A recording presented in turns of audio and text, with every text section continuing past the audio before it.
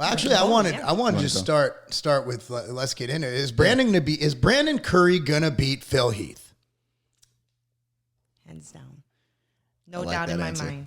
No doubt in my mind. I wouldn't send my husband away for 4.5 months straight if I didn't believe that he had a legitimate shot at finishing the job. Which is kind of crazy because he is the reigning Mr. Olympia. And normally we talked about, well, Phil might take Ronnie down like Jay might take Ronnie down or Gunther might beat Ronnie in the show of strength or whatever. But this is the first Mr. Olympia in my recollection where you're talking about Brandon, who is the guy who won, being able to beat the guy who lost his last chance, Mr. Olympia, and then took a year off. And I'm not saying that to slight Phil. Look, I mean, none of us, we're one big happy. It's one small community. Like Brandon and Phil are friends. I'm friends with both of them. But this is from an objective standpoint. Never in my life has a Mr. Olympia been... Well, I mean, from what I see on social media, which again, we've only had so many Olympians with social media, but never have I seen the number one guy be taught, can he beat the other guy? It's we know it's not the case, but it seems on social media that he's being viewed as the underdog.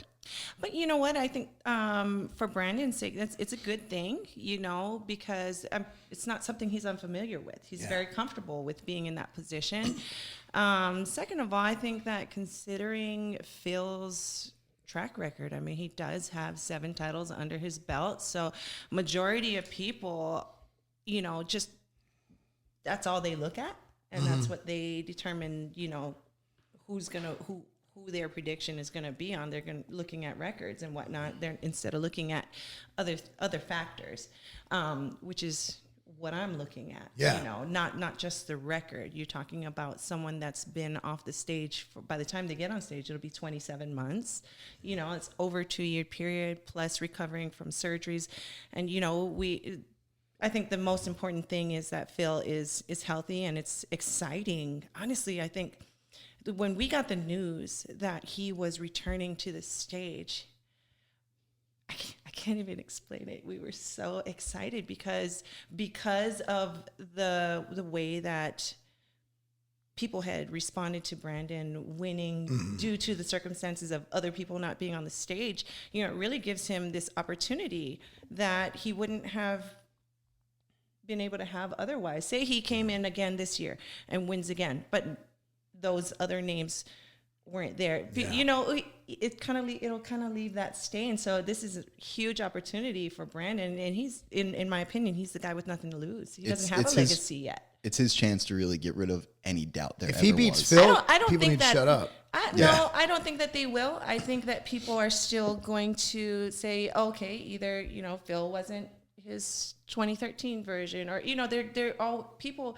If they don't want to like you, they don't want to like you. Now he may be able to gain some respect from some people that are on the fence, because I know there are some people that are as well. But I think that people are always, no matter what. You're looking at Phil when he won his 7th.